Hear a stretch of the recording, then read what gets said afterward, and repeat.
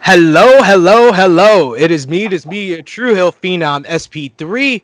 Welcome to the Pro Wrestling Spotlight presents True Hill Heat 78. On this edition of True Hill Heat, we will be discussing the return of New Japan Pro Wrestling. Everybody's excited for that. Hallelujah! About motherfucking time. I knew y'all was gonna be happy when y'all heard that. I'm sure. Oh Jesus my god. Christ. Like, how many bad episodes of Raw and SmackDown we have to deal with? Like, oh my God. We'll also be discussing the New Japan Cup, as well as Shawn Michaels standing up for social injustice backstage at NXT, week 34 of the Wednesday Night War. We're going to have a recap of NXT TakeOver in Your House and a preview of WWE Backlash with the greatest wrestling match ever. Yes, I am back once again with the princess of all the true heels. She was missing for one episode, standing up, protesting out there, fighting a good fight for all of us at THH. It is Miss Chrissy Love. Yes, I'm back. Bitches. Woo! Yes. Last week was a really hard week. I'm not even gonna lie to you. I just wasn't in. Not that I didn't want to be here with you guys, but I just felt like I was just in a funk, and just the whole thing of what's happening around the whole world and in our own country. I was in a funk, and I needed to just be out there and just be standing for what's right. And I had to miss an episode, unfortunately. I'm sorry, Chrissy, but I'm back and I'm here. Don't Chrissy, be I'm The gonna work is sorry. re- not done. The work is Chrissy not done. Boo, I'm gonna repeat what I said last week. I absolutely love you and adore you for that, and you missed the episode for the best reason possible. And I commend you. We commend you. The True Heels commend you. And no one missed you more than us, but no one was happier more than we were that you did what you did and you stood up for everybody that you believed in. So all of us was Absolutely. super proud of you. No Thank you, need guys. to be sorry for that. We Thank also have with us, he's already been talking way too much before I introduce him. He is the resident True Hill alcoholic. This is Top Guy JJ. Hey man, I'm you. sorry, but Brr. listen, my girl did something very powerful, and I couldn't wait to get the moment to share and let her know how proud I was of her. Thank you. I really appreciate it. Talking to a 10-year-old and an 8-year-old about what's happening is one of the hardest things I've ever had to do. So it's something that and I have sons, which is scary as it is. So it's a big thing, but we have to keep fighting for us, all of us, for our own children. And I see the light at the tunnel, but we're not there yet. So Got to keep fighting, but we appreciate you going out there and representing. We show our appreciation to you, and we also got to show our appreciation to everyone who watches True Hill Heat, who listens to True Hill Heat, who supports all our pages on social media, and that's why we have the True Hill Roll Call. First of all, on our True Hill Roll Call, we got to shout out our top 3 conversation starters. Our True Hill Trinity coming in at number 3 again is New Japan aficionado James Wims. Coming in at number 2 is the host of the Romeo Report, the co-host of True Rewind and Wednesday Night Warriors. This is Romeo Anthony Colon, the connoisseur of all reporting. And coming in at number 1 is the Negro Buck, Nick Jackson. nice. Look at you, Negro Buck, holding on for what, 3 weeks in a row now? Yep. You got 3 weeks in a row? Check 3 you weeks out, straight. man. Check you out, my man. Yep. Ever since he got off True Hill Heat, ever since he got off of it, he took his spot back. Mhm. Feeling. He just had to take 1 week off. He just took 1 week off. He had to work hard. Couple of the True Hills we got to shout out: Charles Kirkhoff, Alberto Ortiz, Tyler Pittman, Cody Thornton, Darnell Darden, and Moses Gonzalez III. Our YouTube highlight, subscriber highlight. We have a good one. Wrestling Them Songs. He checked out our live NXT Takeover in Your House reactions. I went live with you guys as a huge thanks to all of our YouTube subscribers. We hit 500 subscribers in the month of May, so I went live during NXT Takeover in On Your YouTube? House. Huh? On YouTube? Yeah, I went live on YouTube for That's NXT beautiful. Takeover in Your House, and I'm going to be going live this Sunday for WWE Backlash as I watch the greatest wrestling match ever with you Uh, live. As a uh. huge thank you to all of our 500 subscribers. So tell a wrestling fan to check that out and subscribe. Storm Shadow, as well as Marky Mark Kitchen. We got to shout out a couple of our new Marky Mark. subscribers. I love that name. Hey, it's a cool name. I like it. And we got to get into, first of all, what we missed before we get into anything else. And what we missed, of course, was NXT TakeOver in Your House. We previewed that on True Hill Heat 77. So a huge shout out to our guest host for True Hill Heat 77, Josh Marrero. He was 6 for 6. He sunned us in the In Your House predictions. Wow. Yeah, he pulled the MJ on us and then retired. He literally pulled the MJ on us and really retired. And Wow. you know what? You know what though? When somebody comes on here as a guest and they make 6 lucky picks and then they take off, but you know what? I'll give him credit though because he's actually a smart guy. So I'm pretty sure his picks were very informative. So props to you, my man, and I'm glad you was on the show last week. He booked NXT Takeover in Your House. I swear, I'm pretty sure. And he said we made a meme with him as Jordan. He said that's the blackest he's ever been in his life. So he's representing. All right, NXT Takeover in Your House was headlined by a show stealer as Io Shirai defeated Charlotte Flair and Rhea Ripley to become the new NXT Women's Champion. We had Karrion Kross kill Tommaso Ciampa in a very quick matchup. Adam Cole defeated the Velveteen Dream in the backlot brawl. We had Keith Lee defeat Johnny Gargano in the North American Championship matchup. And, of course, Finn Balor got the victory over Damian Priest. So we'll start off with you, Miss Chrissy Love. What was your thoughts on NXT TakeOver in Your House? I think it's the pay-per-view of 2020 for WWE. My opinion.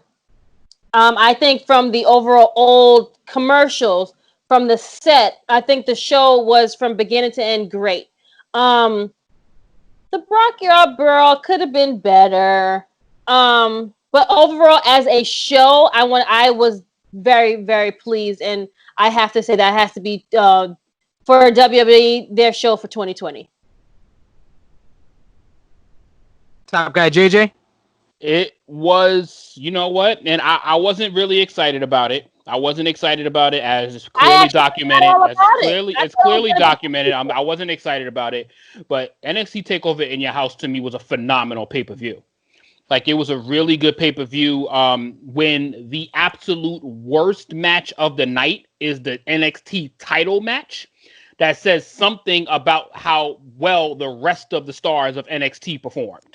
Because it was it was a good solid show. Like, it was good. Like, Priest and Balor was pretty solid. Like, Gargano and Keith Lee was really good. Yeah. The women, my The women God. killed it. The women killed My it. God, the women, that was the WWE women's match of the year for the WWE when it comes to the women for me. Like, I think that just overtook Charlotte and Rhea Ripley's WrestleMania match. Yes. But absolutely. It was a great pay-per-view, a great showing for NXT. Velveteen Dream, just get him off the title picture. Just. Well, he has no choice. He lost already. So he doesn't get any. Adam Cole already told him he can't cut. Dream over.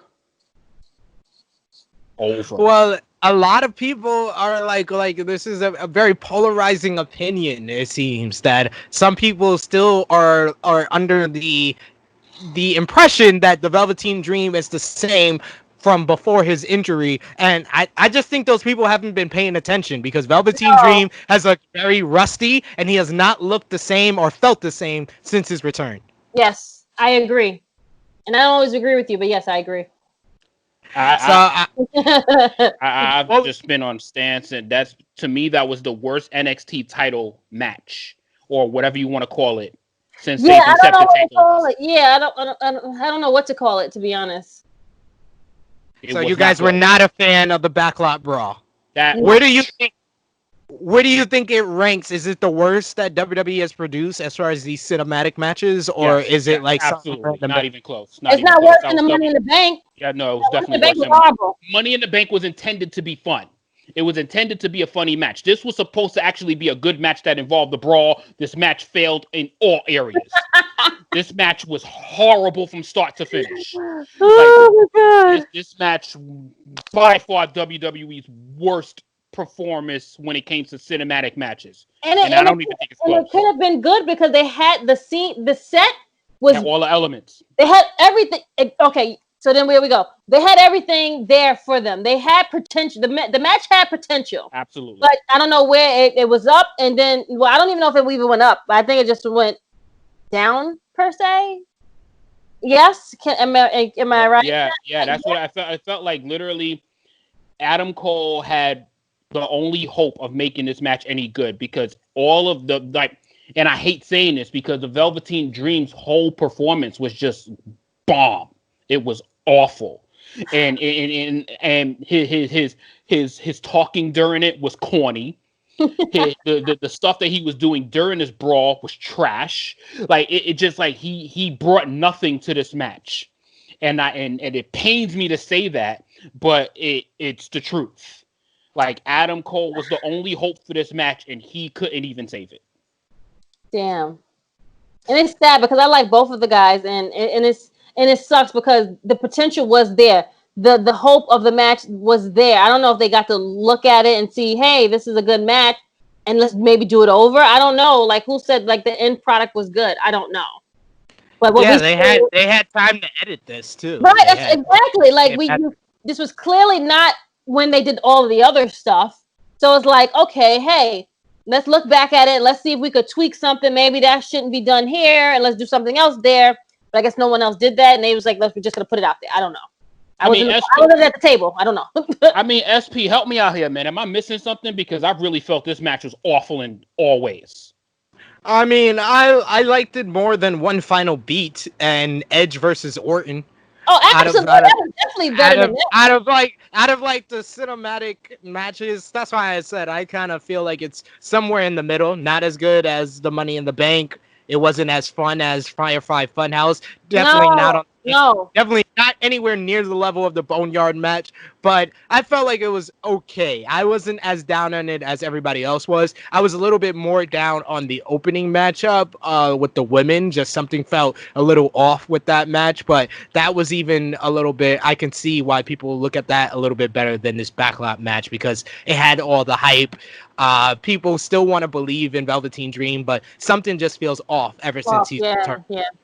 So what would Question. you? Go ahead.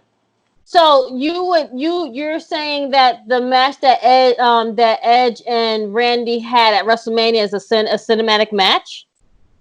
Some people are saying they consider that a cinematic match because I didn't consider that. I mean, and only, Okay. I didn't consider it in that theatric form. But you know, Right. it is to the contrary. So it's not like it's like you're so completely right or completely wrong. It's just Okay.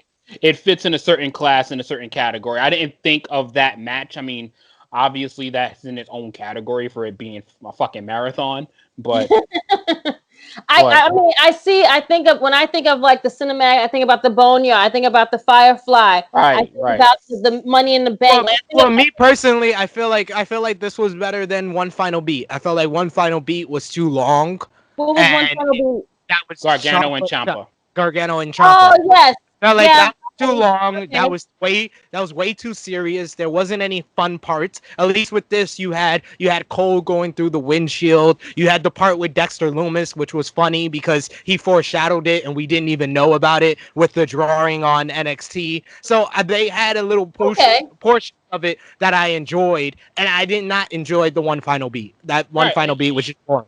And the only reason why I would even not even it's there, but at least one final beat was on NXT television on Wednesday, Right, exactly. That was and everything else was a pay-per-view, basically main event, and this was Right. That's how I. So I was like, "What are you talking about?" I was like, "That wasn't the I'm pay pretty sure you got way. I'm pretty sure we got way more to cover, and I don't want to keep burying this Right. bullshit so Yes. much. You're absolutely It's right. Let's go. all good. So we gotta move on to the other things we missed. SmackDown, Sasha and Bailey defeated Alexa and Nikki Cross to win the WWE Women's Tag Team titles.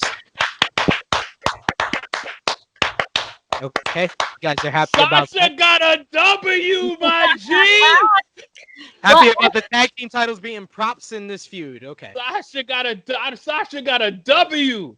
I'd like the fact to make Bailey and Sasha more annoying. You know what I'm saying? Like make that gimmick more like she didn't have a belt. Their celebration was hilarious. Yeah. What? Bailey is one of the best things on SmackDown Live. Yo, Bailey is one of the best things on SmackDown Live. Yes. I said this on SmackDown with the Lynch. I was like, I don't know, but her becoming a heel and turning over made me like her even more. Like this whole role model stuff. I hated the old Bailey. I hated the hugger foolishness. I love her being a heel, and when she laughs and she's talking, it is amazing. She's on the mic. It sounds great.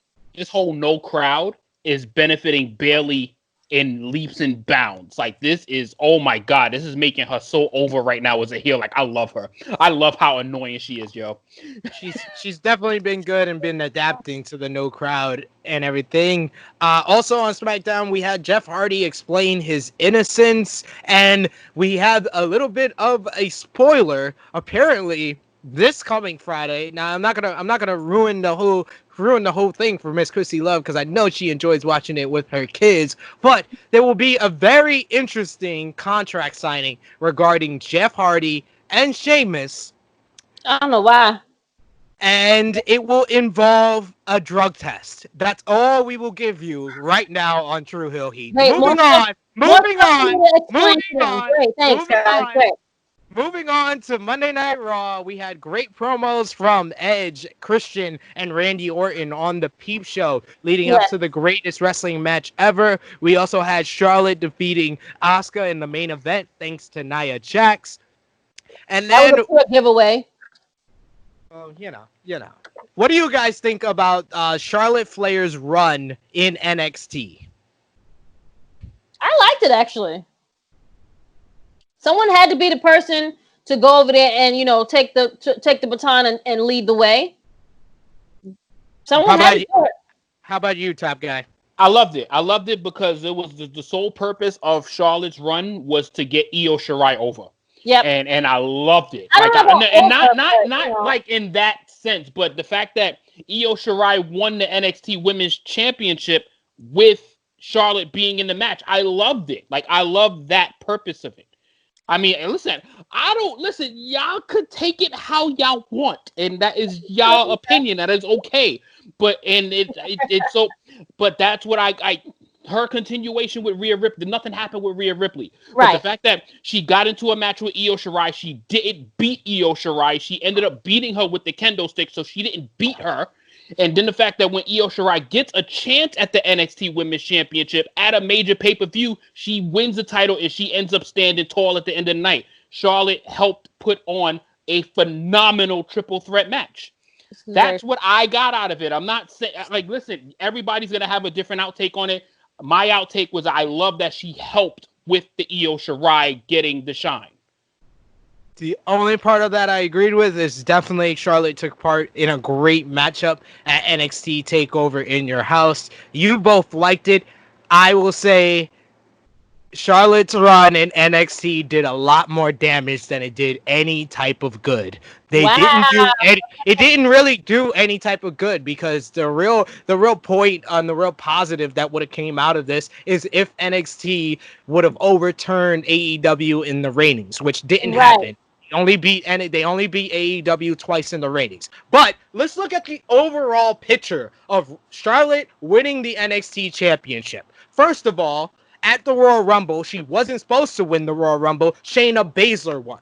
But they decided to go with Charlotte. Thus, it hurt Shayna Baszler's run on the main roster. It hurt her and Becky's matchup at WrestleMania. It hurt all of her momentum. So that's one star that Charlotte going for the NXT championship had killed.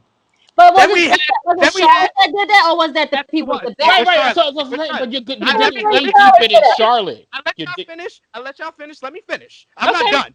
More to this. It's not just Shayna. It was also Rhea Ripley. Rhea Ripley had one of the best 2019s of any female in professional wrestling. She defeated Shayna Baszler, who was the woman on NXT, two-time NXT champion, and she got all the rub from Shayna Baszler's run onto her. What did they do with that run? They sacrificed it for Charlotte. She should have beat Charlotte at WrestleMania. Then Charlotte should have went to NXT like, now I want the NXT title. You're the one that challenged me for my Royal Rumble ship to fight me at WrestleMania because you wanted to use me to get on WrestleMania. Now I'm coming for your title. I'm coming to your show to get your title. Rhea should have beat her at WrestleMania. Then Charlotte could beat Rhea for the title and have her run. And then you have this triple threat. And then I agree with JJ. Yes, it puts over Io Shirai. It transitions the title. And we could have moved on seamlessly to Rhea and in Io. Rhea Ripley's dead in the water. Rhea Ripley has lost so much momentum because of this whole player thing. Like Rhea Ripley, how we saw her in January, we don't see her now in June. We do not see her. So Shayna, Rhea, barely, and I don't even think she put over Io because Io pinned Rhea. So it's like she never got the win over Charlotte. So thus, there's no rub that Io gets from being in the ring with Charlotte because Charlotte basically laughed off the loss on Raw. They asked her, they was like, you lost the title at, well, first of all, I didn't lose. I didn't lose that match, so I'm on Monday Night Raw, and I just beat the Raw Women's Champion. So now she's trying to kill Asuka. Like, she's going for 3 now. Like, this NXT run, it did no positives to me. Okay. Outside of the great match at In Your House. No, you're absolutely right. It just in a nutshell just says that Charlotte's just all over the fucking place. Like Charlotte is just all over the place, and now that is just basically them. WWE needs to just fucking chill.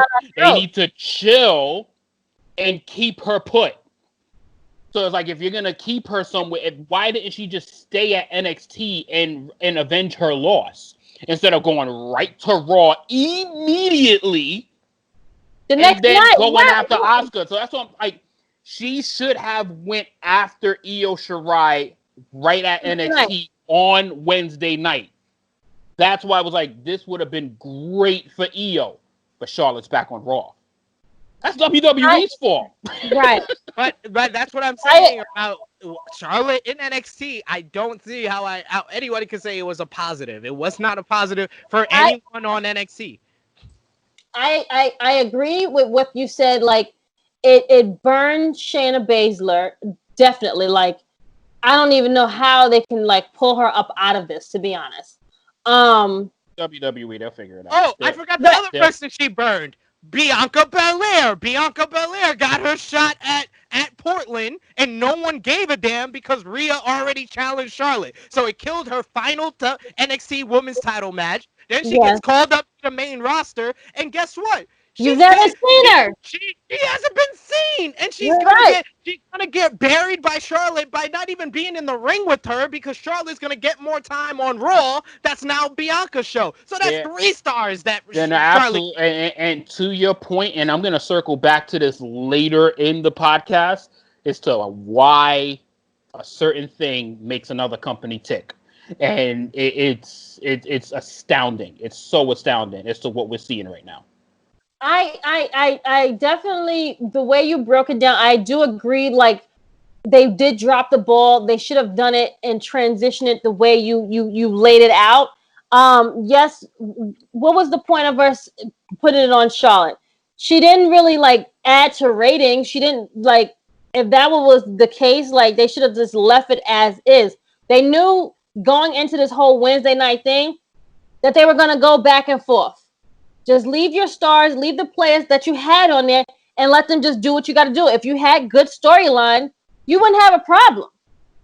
But you banking on one person to like, make you have ratings, I think is asinine to me. And one last point with the Charlotte thing, I think with it comes to Charlotte and why the ratings didn't move when it came to Charlotte, because Charlotte wasn't exclusive to NXT. Yeah, Charlotte was on all 3 fucking brands, so you can watch on Monday night, Wednesday night, or Friday night and still see your favorite wrestler if you wanted to see Charlotte Flair. Charlotte should have only been on Wednesday nights. That's The it. NXT title was No all other over the show. fucking place. Why? Why is It the NXT wasn't title on exclusive. SmackDown? Why is she on Raw? So she should have never been anywhere else. Like any other champion was not on there with their belts. Like why? Adam Cole not here. Adam Cole's not on SmackDown. 1 week they did that. Only 1 week because nobody could travel. Absolutely. And then they Okay. moved on very quickly. Exactly. But still, again, nevertheless, like you putting all your eggs in one basket for this one person. It didn't make any sense. And I said that when they gave the title, I was like, I love the match, but I don't understand why they let her win. It's just too much. It's just too much pressure on Charlotte Flair. It's just Like too much. I said It's too much of an load. I said this to my husband. I was like, I hope she got a little bit of like a raise because she's on every single show and every night. Like she's not just cutting promos. Like she's actually fighting every 3 days. She don't need a raise. She's one of the highest paid performers anyway. So we gotta move on. We gotta move on to our top news and our Let's top. talk about the New Japan stuff. Go ahead, friend. Yo, she just became Salt Bay. Absolutely, like damn, became Salt Bay. So yes, the top news. It's enough WWE for him. They want to get this New Japan stuff out. So let you guys have your fun. Go ahead, guys. Go ahead. And the 10,000 matches y'all about to watch in the course of like New Japan June. in how many months? Like Let's talk about the 500 matches y'all about to have in the next 3 weeks. Go ahead.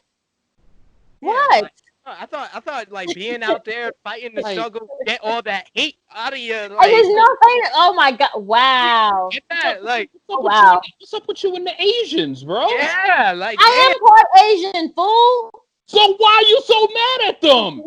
I'm not mad at them. You actually are. Like, we couldn't even transition to this topic without you. I gotta say this. Like, You just said, just get on with All it. right, I'm Just sorry. get on with your news. We gotta go. We gotta move on. Sorry. Go ahead. Do your New Japan stuff because it's on the stuff that you gotta read. Sorry. Go ahead. No, I'm sorry. I'm really sorry. I'm so sorry. Oh, Jesus I'm so Christ. sorry. No, for real. I didn't know this topic would get such fury. But I'm sorry.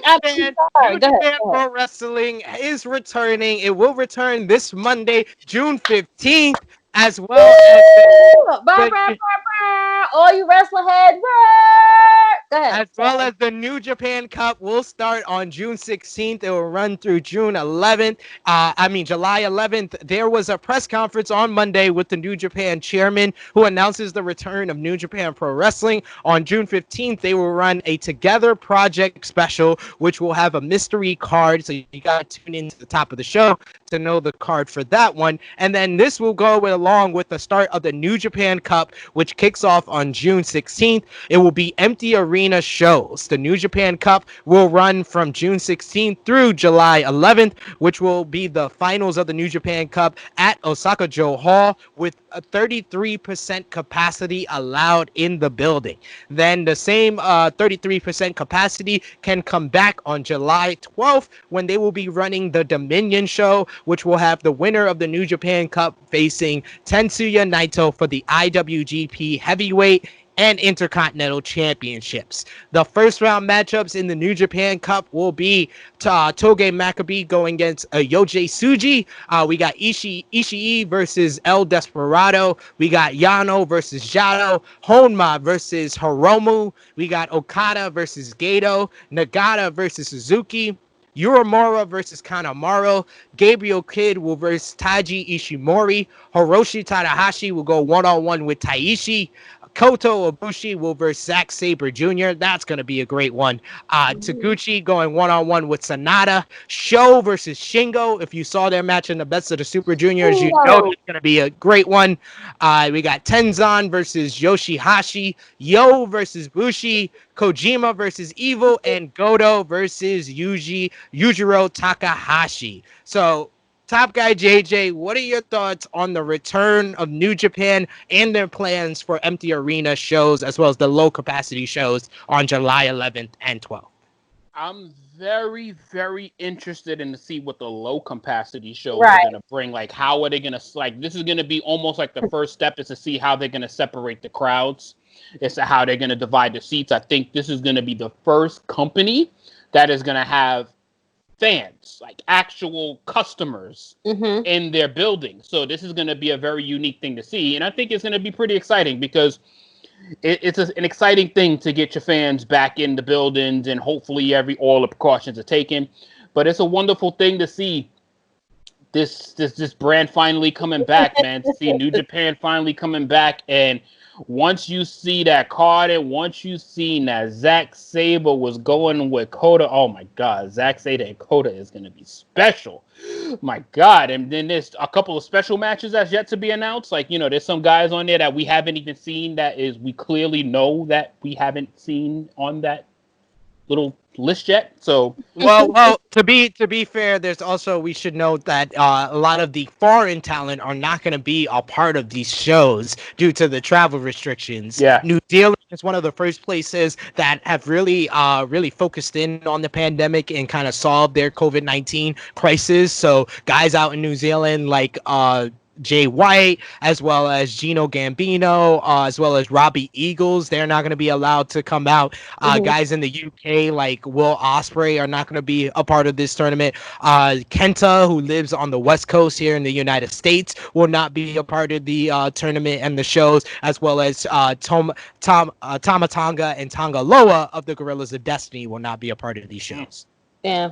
yeah. So, but it's still exciting to see the talent is starting to come back, and obviously with the travel restrictions, you got to quarantine for 2 weeks when you're traveling outside of the country. So that would make no sense when you got 3 shows in 5 days. So, but it's still a great thing to Your see. time and money. You can't go out. Yeah, it's Yeah. still a great thing to see these guys are starting to make their comeback, man, because God, they have been missed. I wonder if they're gonna sit like a seat apart from each other. Like, is that enough 6 feet from people or I think it's whatever? gonna be more than a seat. So the plan that I heard is that they're gonna have like the middle section tarped off.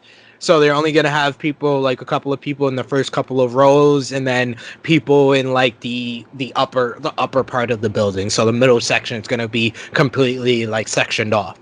Okay. I'm waiting to see what's gonna happen.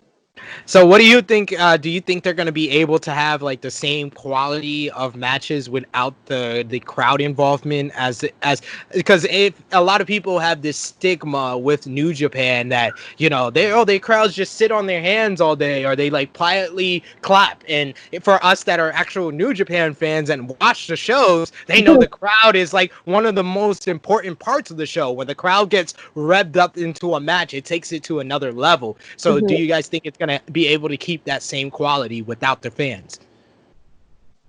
Um, yeah, Absolutely. I'm about to say their styles and their shows are way different than what we have here.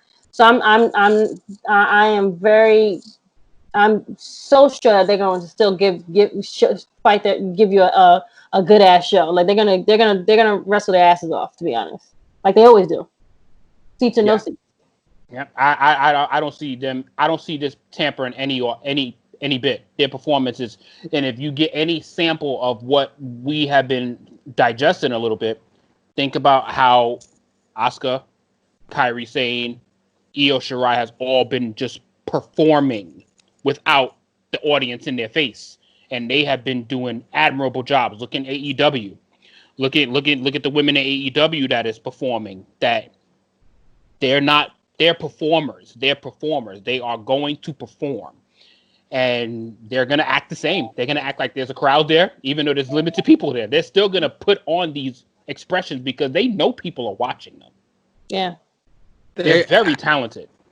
Oh, for sure, for sure. So, Top Guy JJ, to end this off, who do you see coming out of the New Japan Cup?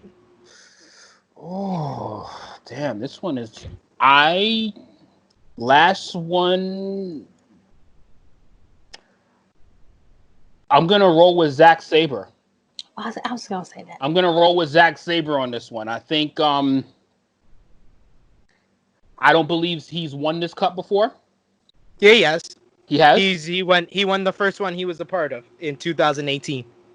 Ah, damn, 3 years ago. That feels like 5 years ago for me.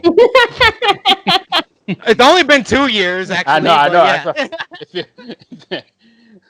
But I'm gonna roll with Zack Sabre still. I'm still gonna roll with Zack Sabre to win this cup.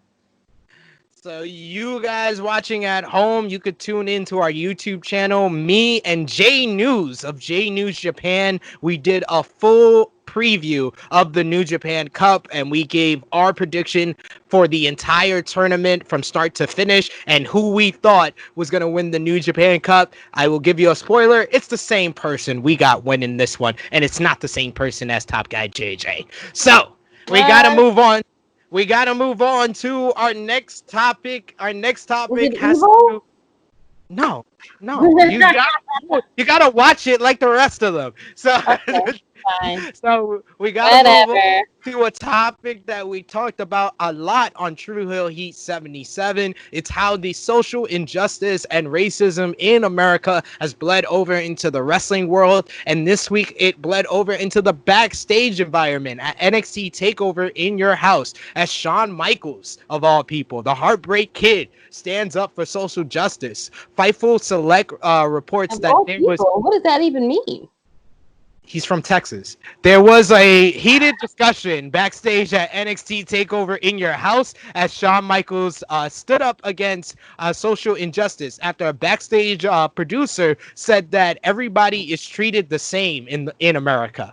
According to the report, Shawn reprimanded the producer, basically explaining the systematic racism and social injustice that has gone on in America throughout its history and especially now.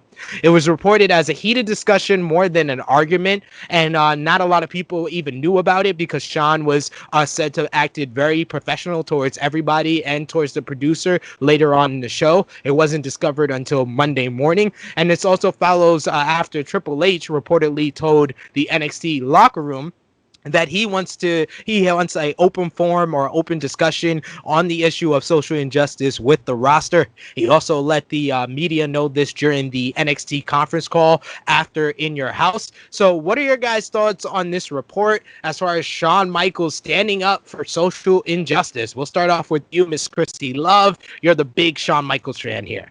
Oh, so I go first. Okay. I am happy that he is standing up for what's right. I mean, it don't take a rocket science to see what's happened. Well, maybe it does because we have a shit of a president, so who knows? But it's just it's great to see that people see what's happening and not looking at it with closed eyes. You understand what I'm saying? Like, you see what's happening and you see that it needs to be a change and you're acknowledging it. That's the first step of like recovery. They say, you got to fix the change or whatever. That's one of your first steps. So in him being from one of those states, which is Texas, it just shows a lot of that person and their character. I am happy that he is trying to, bring light and, stand up for what is right. So, Dag, don't twitch up your face like that, Sid. But okay.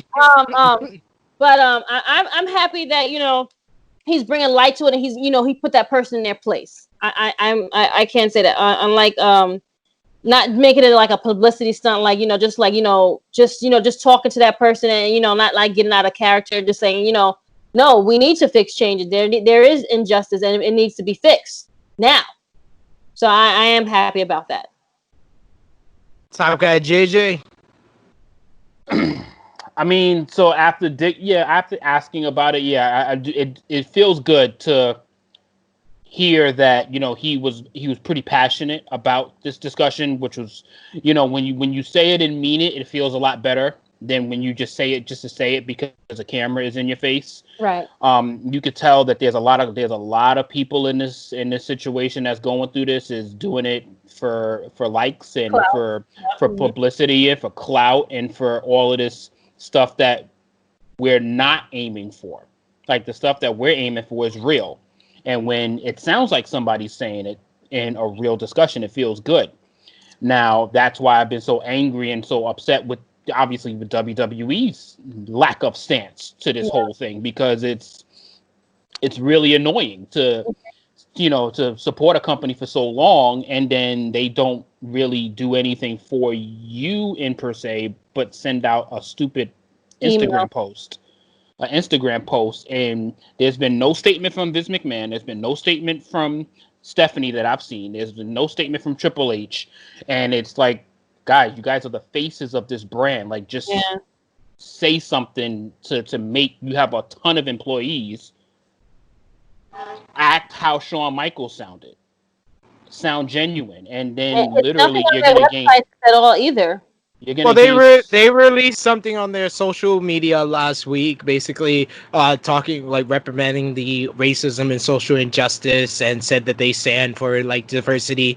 And they also, Stephanie McMahon did send out like a tweet, basically addressing the whole matter. Triple H, I believe, also sent out a tweet, but Triple H, like I said, had his whole statement on the NXT conference call as well. Okay, so if I missed the Stephanie one, I apologize. But yeah, it as long as it just feels sincere, and if it feels genuine, if it feels like that's what you really are standing for, then I'm proud of you. Do you think that these are like the right steps as far as like someone in the backstage kind of like standing up and talking about this type of thing, and what Triple H said, are these the right steps by WWE to take? I mean, it's got to start internally, because just saying it out loud and not being able, because there's going to be a lot of people that just watches a screen and just hears what you say and don't take it and pierce it. So I guess if it's in a conversation, if I'm talking to you and you're hearing that from me directly to you, it might penetrate different. Because having so many conversations and so many talks with fellow people, and a lot of my friends and a lot of, even coworkers, and especially the coworkers, a lot of my coworkers are not of the minority field. And the way they digest it and the way they hear it, when it's said directly from you, it penetrates different than a broad message. Yep. Yeah. So if it works internally and you get to penetrate that through heated discussion, then absolutely, I'm all for it, because everybody's got to register it differently. Absolutely. I agree with her. All right, so we got to move on to week 34 of the Wednesday Night War. This is your favorite part of some of you for True Hill Heat, where we give you the ratings for the Wednesday Night War between AEW Dynamite and WWE NXT. You want a drum roll this time? We missed your drum roll last week. Did you? Yeah, I know you guys didn't do it last week. You should have still kept doing it. Okay, go ahead. Hey, I asked JJ if he could, but he didn't I have tried, but I tried it on the boxes, and I didn't make no sounds. I was going to knock my whole set over. Not what we want to do there. But yes, for week 34, it is AEW Dynamite with 677,000 viewers, to WWE NXT with 673,000 viewers. Yes, a 4,000 viewer difference between the two shows for week 34. Both shows down, but AEW edges it out this week. So over on WWE NXT, Scarlett warns Adam Cole that the end of his record-breaking NXT title reign is near. El Hilo del Fantasma, I'm so happy I don't have to say that name again, reveals himself as Santos Escobar, the most Spanish name that WWE could think of, and Joaquin Wilde and Raul Mendoza are revealed as the mass kidnappers attacking Drake Maverick. Finn Balor defeated Cameron Grimes and then challenges Keith Lee for the only title he hasn't won in NXT, the North American Championship. AEW Dynamite had FTR making a great debut, beating the Butcher and the Blade, and then a face-off between them, the Young Bucks, and the tag team champions Hangman and Omega. We had Orange Cassidy and the Best Friends defeat Inner Circle, and then Chris Jericho attacks Orange Cassidy with a bat and a bag of blood oranges. Cody defeated Mark Quinn in the main event to defend the TNT Championship, and then was challenged by Jake Hager for Fyter Fest. So we have the Wednesday Night Warriors, where they decide what was the better show for the week, and they do it with the help of you, the viewers, so you guys can take part in that poll on the True Hills group page. But right now, we need to find out what the True Hill Trio thinks. So we'll start off with you, Top Guy JJ. What was the better show for this week? Wow, this was actually really, really close for me. And Mm-hmm. this was really close. And one thing kind of made me make my decision. And this week, I'm gonna go with NXT. I feel like NXT was the slightly better show. And when you give me the impact of that message of Mm. Scarlett to Adam Cole, Woo! is when you do something that well, it gives you that many points for me, because that was one of the most impact. Like, yo, Adam Cole looked like he was holding on to that title like it was his child. Like Mm-hmm. he was that shit. The play, it was really, really good. The matches on the night was actually pretty nice. Like, I actually kind of dug the Drake Maverick and the Santos reveal, which was, Mm-hmm. that was different. That was different. I was not really expecting that. NXT's did some cool things, like the Keith Lee and Johnny Gargano match. I actually kind of enjoyed. I definitely Mm-hmm. enjoyed the Finn Balor and Grimes match, which was really good. So NXT delivered for Yeah. me, and it was a really, really good show. AEW was solid, but I think this NXT was just slightly better this week. Chrissy Love. I have to agree with you. I feel like AEW had like certain matches or segments that were really good. I feel like NXT from the beginning with a killer ending was great. You just when she just came out and she don't even really have to say anything. She just came out and she just left something there.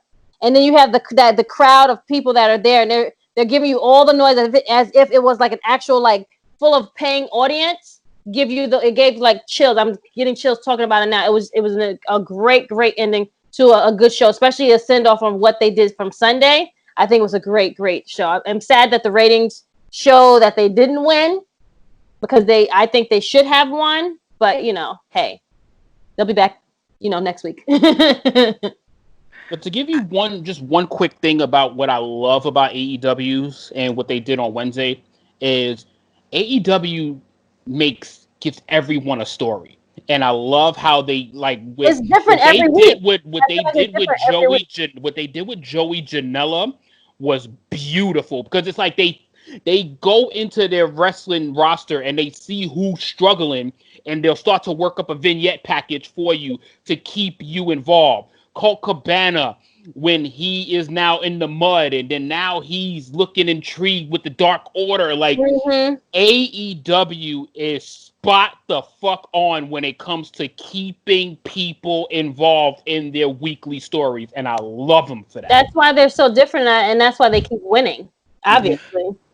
Both shows were definitely entertaining this week. I will agree with Top Guy JJ. It was a closer determining factor for this week than other weeks. I gave NXT the nod 2 weeks ago for that Fight Pit episode, but I got to give this to AEW. AEW just doesn't have any filler. There's parts of NXT where I could just turn the channel, induce share. I could turn the channel for that. Dakota Kai versus the American Ninja Warrior. Throw that in the bin. Like, there's too much of Damn. NXT. And then I'm sorry, the Santos Escobar. I love the execution of it, but that logic hole of that story is just a country mile hole, and I just can't get over it. And I was so upset with Chris G and Romeo for not mentioning it on their Wednesday Night Warriors review. But one question: how can Joaquin Wild and Raul Mendoza be the mass kidnappers if they were kidnapped by the mass kidnappers? So Mm. we got loose lucha kidnappers somewhere, because you could say one of them was Santos Escobar, but that means we got one kidnapper on the run and he hasn't revealed himself yet. So unless that's another ongoing story of it, or this is, it's a logical. I like the idea of this guy playing both characters, playing El Hilo del Fantasma and playing Santos Escobar, and then leading to this big reveal. The Mm. way they did it, it felt rushed. So that was just a big hole for me in the show. Even though I liked the execution of it, there was just too many logic holes in that for me to give NXT the nod. On AEW, you had the great debut for FTR. FTR, I love the gimmick. I love that the AEW has so many tag teams that don't follow the tag team rules, and they Mhm. are the one team that does old school tag team moves, that follows all the rules, that tags in and out. I just love that dichotomy with there. I love what JJ said, that everybody has a story. That Joey Janela, we've seen that Joey Janela's stock has kind of come down in the last couple of weeks. So they brought it right back up by making it a part of the story. This guy main evented Fighter Fest, and he's been on a slump ever since. So he meets up with Sonny Kiss because they both live in Jersey. They're both out partying because they're both party boys. So, and then they meet up, and then that's leading to something. I love Matt Hardy being with the Private Party, playing the role of Michael P.S. Hayes to their Hardy Boys. I love that dichotomy. I love the whole beginning of the rivalry between Matt Hardy and Sammy Guevara, and that they were really painting that picture that Sammy Guevara is a future star for the company. I love the stuff with MJF and Billy Gunn. I love the Nightmare. I even love the stuff with Nightmare Family. I know a lot of people are not big on that, but AEW doesn't need more tag teams. So if this Nightmare Family is just leading to a feud between them, I'd rather that than them continue to be a tag team, so we can see that kind of story play out next week when they get a shot at the tag team titles. It's just AEW doesn't have any filler. Everybody has a story. Everybody has a purpose. So I give AEW the nod this week. Okay. Yeah, absolutely. And just credit to this is probably, in my opinion, Breezango's best vignette promo in quite some time. I love that that was promo. yeah, and there's certain, because NXT hasn't done this very well, and the fact that I was like, holy shit, they're executing these things good, and then you give me that ending. That's why I gave them the edge, because They definitely had the best ending of the show. I didn't like the ending for AEW. It was very much off with that whole little brawl, and because they did so many brawls in that show a couple of weeks ago. Well, that ending fell off, but the ending for NXT was A+. So I get why you guys would feel that it was the better show because it ended off better. But overall, AEW was the better show in my opinion. But I will give credit for NXT and the MVP of NXT this week, Mr. Cameron Grimes. Cameron Grimes was hilarious this whole Yes, episode. he was. He was. His over-the-top promo. He's like, you think I'm confident, Mackenzie? You don't know my middle name is Confident. I'm Cameron Confident Grimes. Yeah. I love him, and him taking the jaw injury to Regal, him talking shit to Finn during the matchup, and then the match was great. That was the best match of the night, and Cameron Guy, I would say he was the star of the Wednesday Night War yesterday because he stood out the most and kind of like broke out a little bit last night. Yeah, kind of got to see more of him. I feel like, because it made me see more of him. Because I'm like, okay, I didn't know really much. Like, I thought you were a little boring before. Only thing to say, man, is NXT, just keep it coming, man. NXT, keep it coming. You got to stick the same way, you know? They gotta keep it coming, but we gotta move on to the rest of our news, and we have some breaking news. Some breaking news here from WWE.com. WWE.com has just broke some news with us, and the headline says Raw and SmackDown to be led by Bruce Pritchard. In an effort to streamline our creative writing process for television, we have consolidated both teams from Raw and SmackDown into one group, led by God. So previously, Paul Heyman had been running Monday Night Raw, but from this press release, Paul Heyman will now concentrate on his role as an in-ring performer. So that is breaking news from WWE.com. What's your guys' thoughts? The fuck? Like, yo, this is classic WWE. Yo, they just keep passing the buck. Like, this is like they just don't stop passing the fucking buck. Like, I like Bruce Pritchard. Yes, I do like him. But Monday Night Raw wasn't terrible, and SmackDown has been terrible. So now you're going to give Bruce Pritchard both shows? This is not a sign pointing in the right direction for me. I got faith in Bruce, but I don't have faith in Bruce's boss. I don't have faith in Bruce. Bruce has always been known as a yes man for Vince McMahon. Right. He Yeah. does Yeah, he does exactly. he does get good ideas. He was a part of the Firefly Funhouse, and he did give Bray Wyatt a little bit of reins on that. So can be behind good ideas, but 9 times out of 10, he's more of a yes man to Vince than Paul Heyman is. So I'm not too confident about this move. That's the I problem. agree with you. I think he's an old school yes man, and he wants to go back to like old wrestling ways. Maybe I don't know. I just feel like it's just no. Everything needs to just all be revamped and let it move into a like we're in 2020. Let's revamp it and make changes. Obviously, what you're doing is not working, so let's fix it.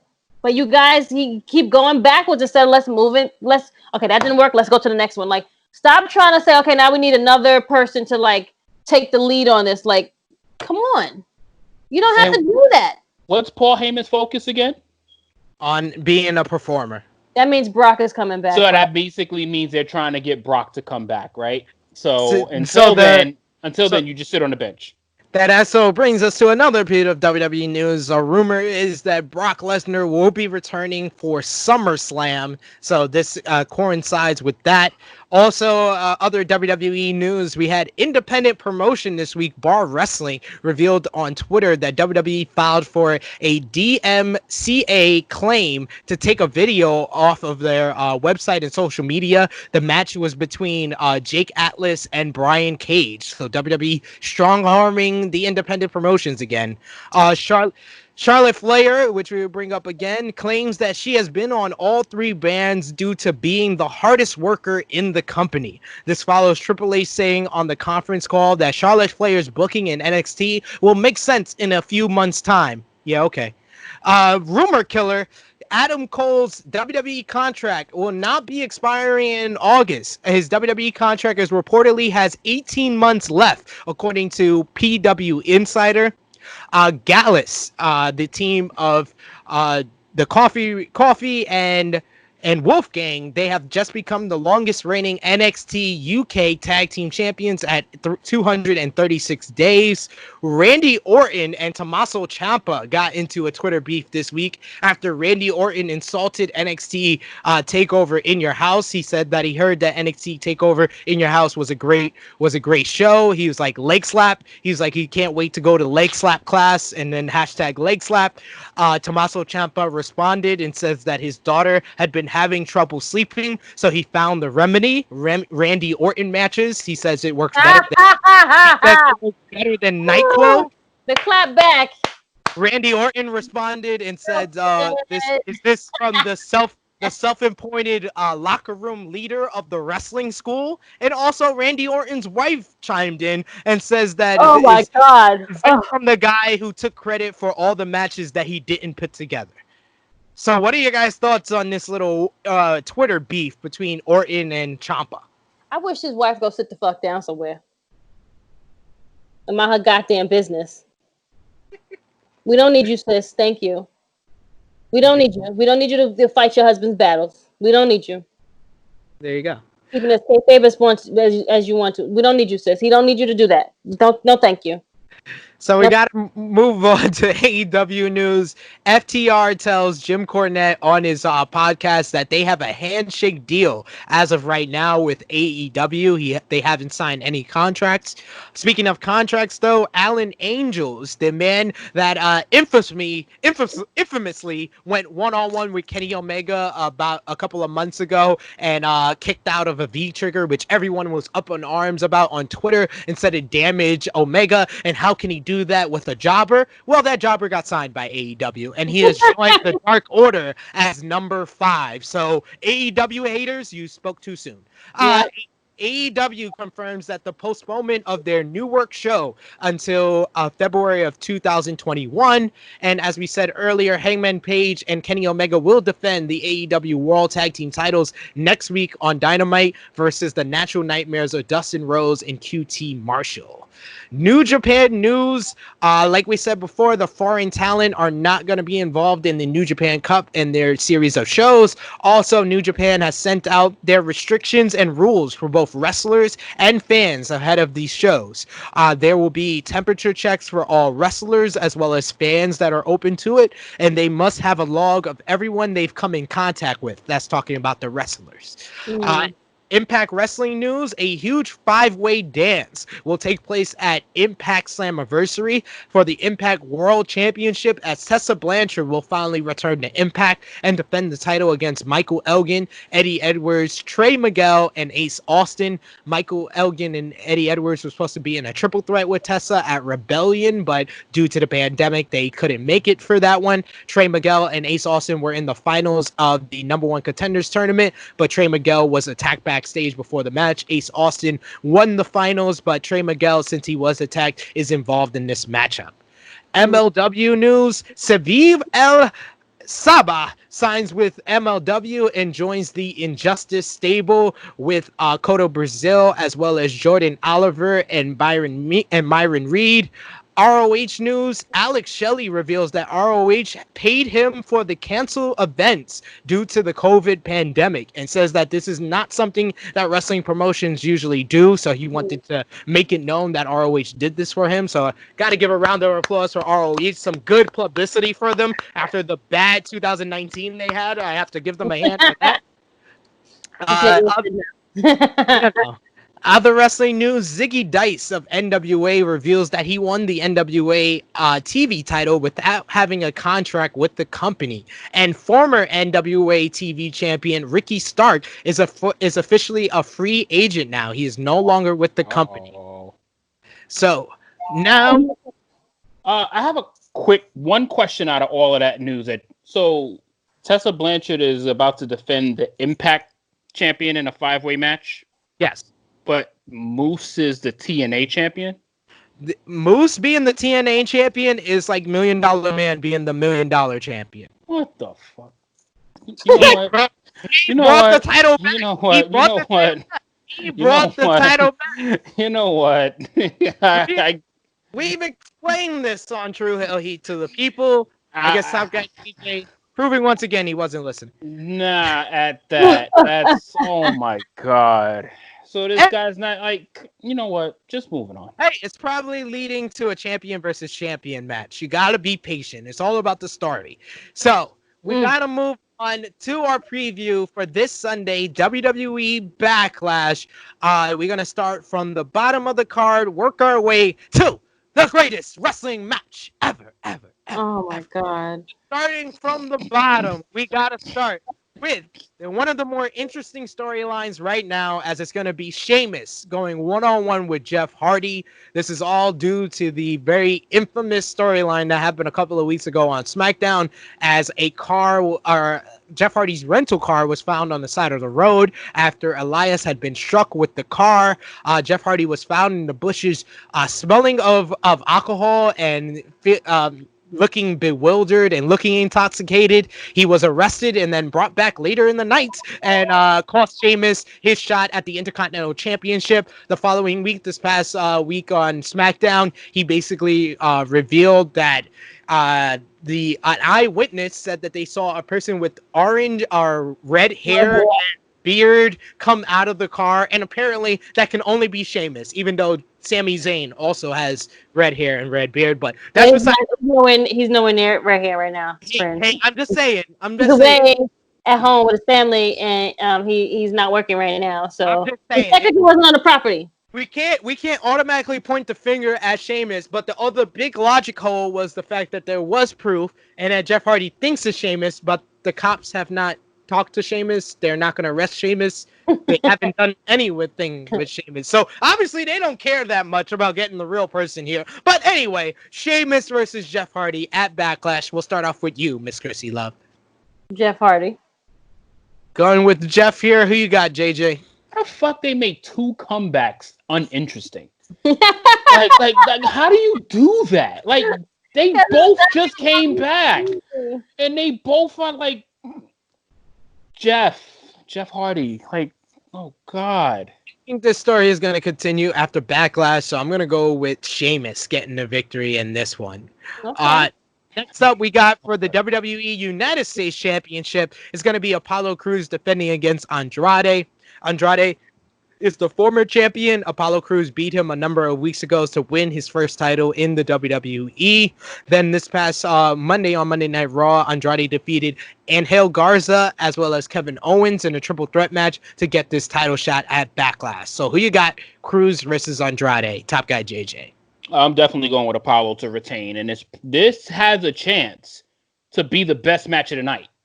Like this has a chance because Apollo has been putting on some pretty damn good matches over the past month. So I got to show him some love. So he has a chance here. And oh my bad, the greatest match ever is on this card. So they're definitely not going to be the match of the night. My bad, but I'm going with Apollo. I'm going with Apollo to retain. Who you got, Chrissy? I got Apollo. I think I agree with top guy JJ. Apollo Crews been one of the top performers of this COVID era.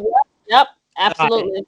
All started at the Monday after WrestleMania with his really good matchup against Aleister Black. He's had a couple good ones against Andrade, and I think this one is going to be another good one, but Apollo successfully defends here. Next up, we got for the WWE Women's Tag Team Championships, it's going to be the new champions Bayley and Sasha Banks, the Boston Hug Connection, defending against Alexa Bliss and Nikki Cross, as well as the Iconics in a triple threat match. Who you got, Miss Chrissy? I have the champs retaining. I have Bayley and Sasha. Fair enough. I'm going to go with Bayley and Sasha as well, successfully defending in this one. Who you got, top guy JJ? Clean sweep. Boston Hug, baby. Boston Hug gets the victory. We got for the Raw Women's Championship, it's going to be Asuka defending against Nia Jax. Nia Jax won a triple threat match involving Charlotte Flair as well as Natalya to get this title shot. Asuka won the title after winning the Women's Money in the Bank back at Money in the Bank and then being handed the title by Becky Lynch, who had to relinquish it due to being pregnant and having her first child. So Asuka versus Nia Jax. Who you got, top guy JJ? God, this is Asuka. I'm gonna go for Asuka as well. Who you got, Chrissy? Asuka, clean sweep. Clean sweep. She's gonna be champ for a little while. I agree. WWE Universal Championship is on the line, and I'm gonna go out on a limb, and I'm gonna say, even though we've had The Fiend as champion, we've had Goldberg as champion. We had Brock going away for a while and being the Universal Champion. Oh my God, that's it. Oh my God. But this is the worst build for any Universal Championship match I have ever seen. Strowman in a handicap match versus The Miz and John Morrison. Who do you got, Chrissy? I have to look at SmackDown, and I still don't understand why this is even happening. But I'm going to have Braun retain it. I think you're going to say something else, but go ahead. Top guy JJ? Wonder why SmackDown is the worst show of the week. like what the fuck is this? What is this match? This is like literally however long this match is, it's too long. This match should not be happening. Braun Strowman retains, obviously, but why? It shouldn't be no more than like 5 to 7 minutes tops. I hope it's a little bit faster than that. Okay, hey, I agree with you. I agree. I agree. I hope it's 5 minutes, including the entrances. Which is go ahead. WWE Championship matchup. This one is going to be actually really good, in my opinion. We got Drew McIntyre defending the title against Bobby Lashley. Bobby Lashley had been in a slump. He lost to Aleister Black back at WrestleMania. Lana had been distracting him in a number of different matchups, and it wasn't until MVP basically opened up his eyes and told him that he needed to leave Lana in the back and refocus to get a shot at the WWE Championship. So Bobby Lashley went on his run. MVP has a personal vendetta against Drew McIntyre because Drew McIntyre gave him a Claymore kick during one of the VIP lounges when he returned. How many Claymores has MVP eaten, yo? Even though eating a lot of claymores. As Drew McIntyre says, he's talk less, clay more. So it is Drew McIntyre one-on-one with Bobby Lashley. Who you got, Miss Chrissy Love? I have Drew retaining.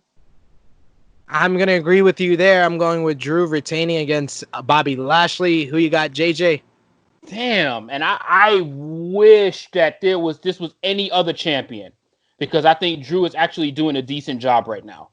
But it's got to be Drew retaining. It's going to be a pretty damn good match. But one question: why is Lana mad? Like, her man is going after the WWE Championship, and she's mad. No, because they won't let her come. They won't let her be a part of it.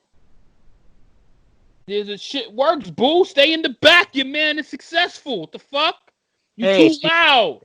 Spicy. She's spicy. She's looking all Spanish and stuff with that heavy tan spray that she's got now. Yeah, it's too. She's too tan. Too tan. And the brown hair doesn't make it any better. She looks like she's like Mexican or like Dominican.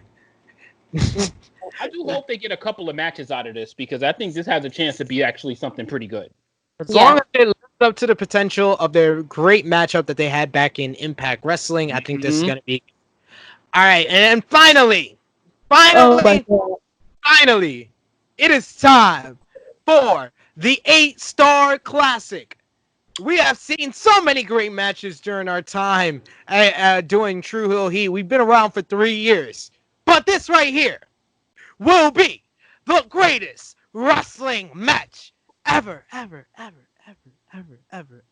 As it will be the Rated R Superstar Edge going one-on-one with the Legend Killer, the Apex Predator, Randy Orton. These two went one-on-one back at WrestleMania in a last man standing match. The second longest match in WrestleMania history.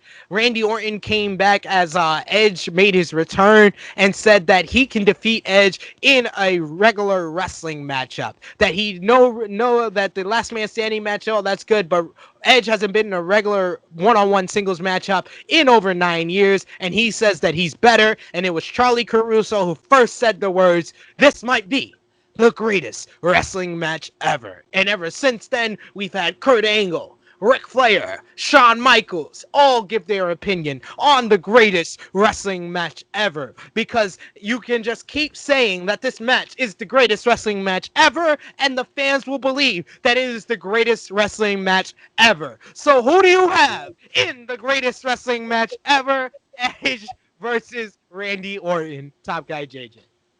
Hold on.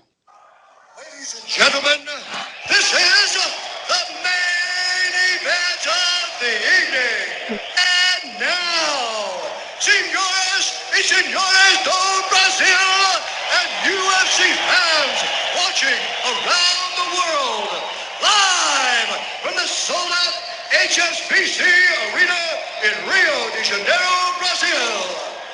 This is happening at the PC.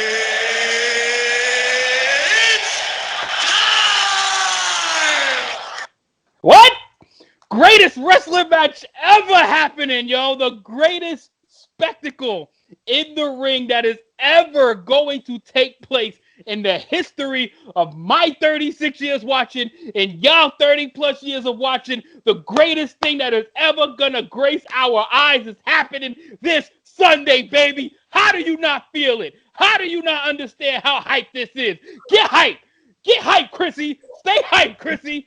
You know what I mean? This is the biggest thing that we ever gonna get, my sister. We gonna get it big. We gonna go hard. WWE is taking it all the way home, baby.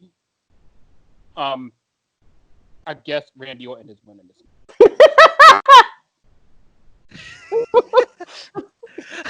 Wow. I did not expect that ending at all.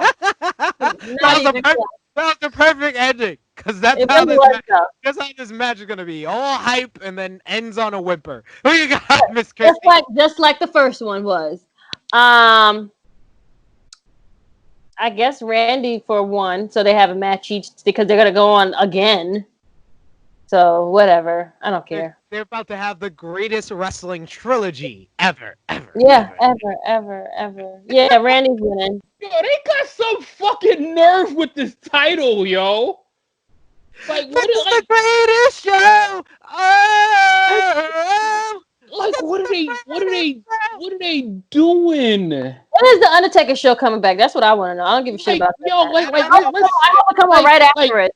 let's has any of these two participants had one 5-star match? No. Nope. Edge came close with But with 7 other people. No, with 5 other people and a bunch of ladders. Yep. yeah. I kind of thought that too, and I thought Edge came very close with that with a bunch of other participants as well.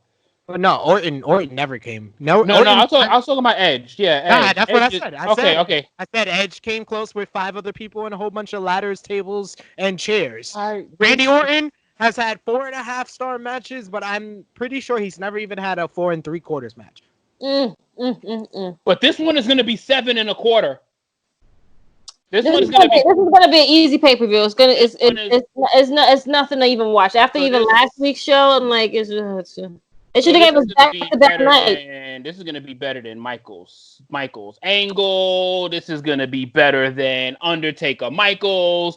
This is going to be better than Omega and Okada. This is going to be better than the Omega Jericho series. This is just going to be better than everything that we have ever seen. This is going to be the best. Yep. 8 stars. Yo, 8 stars. Just a slap of slaps in the face. Hey, it was taped at least, so they have time to edit it and make it into. Wait, no.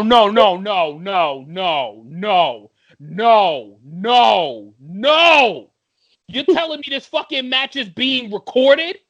It's already recorded. Oh my fucking goodness. So only this match or the whole show has been recorded already? Only this match. Everything else on the show. Everything else on the show is gonna be live. You have got to be fucking kidding me. So this is gonna be a cinematic match? No, it was taped in front of the Performance Center crowd. This is the epiphany of an embarrassment. So they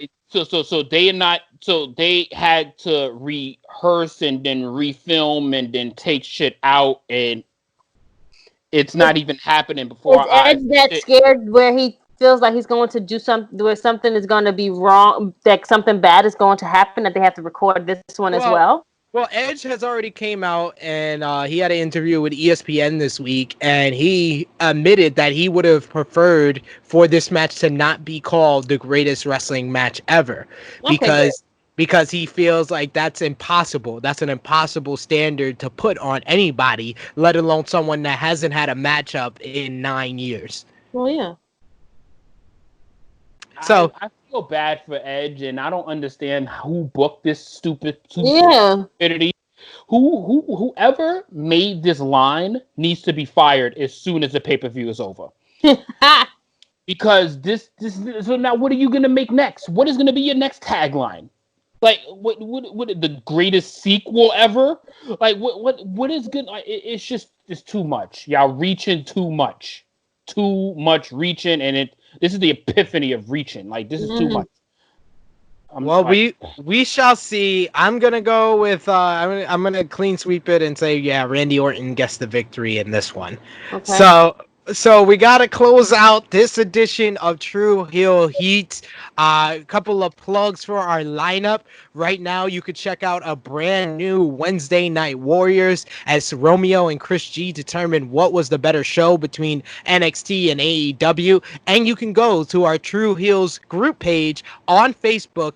At the top of the page is our poll where you can vote on what was the better show between NXT and AEW. And they will reveal those poll results on the next edition of Wednesday Night Warriors. Our latest Dark Side of the Ring Season 1 review for the Montreal Screwjob is up. Our NXT TakeOver In Your House pay-per-view roundtable, as well as my live reactions, is up right now. And our top 10 WWF In Your House matches is also up. A new True Rewind, Dark Power, as well as a new All Elite recap and SmackDown with the Lynches will be out this Friday as well as this weekend. And another big thank you to all of our subscribers for reaching 500 last month in the month of May. And because of that, like I said before, I will be going live during WWE Backlash and watch the greatest wrestling match ever live with you. So push that subscribe button and you could definitely be notified when I go live this coming Sunday. Miss Chrissy Love, tell them where they can find you on social media.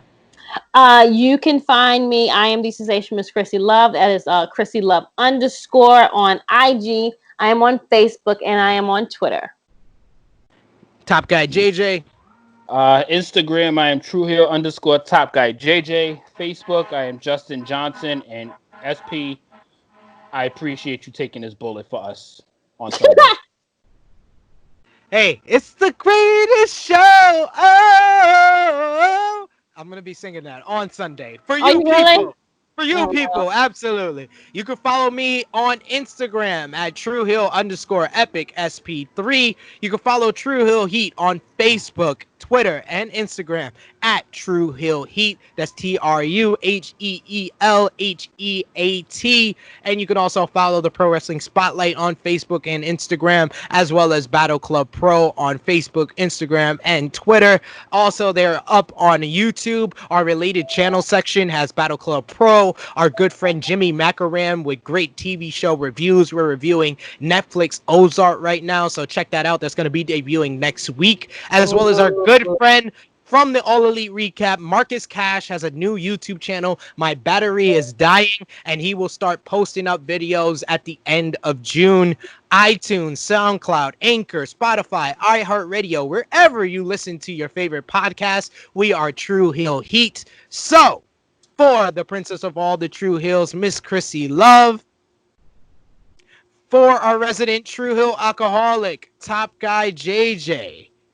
It is me, your True Hill Phenom SP3. This has been True Hill Heat 78 until True Hill Heat 79. We are signing off until next time.